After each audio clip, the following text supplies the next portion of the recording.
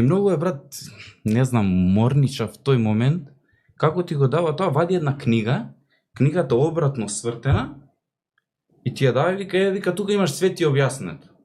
Ја взимам книгата, на книгата едно детенце, црно-бела, и пишува моето дете има рак.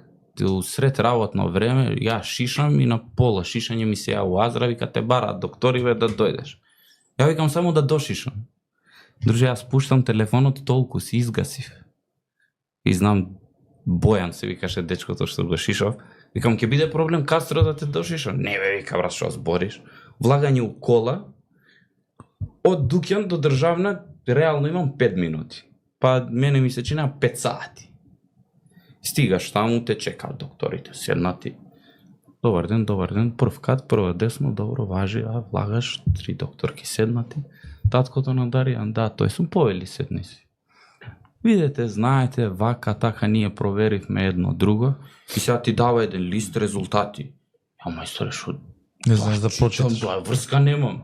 Прво, стресно ти е, не знаеш што да очекуваш, разбираш. По сите, вика, овако, вика, испитувања, вика, Дарија, вика, има акутна леукемија. Првично зборот леукемија, мене у тој момент у главата ми е нешто хаотично.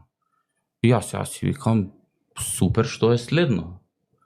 Почна да ми објаснува, да ми кажува, има 3 блока на лечење, првиот блок е, не знам, 90 дена мора да биде таму, еден родител да остане со незе, ово, она, вика, сега, вика, ќе ти кажам, вика, по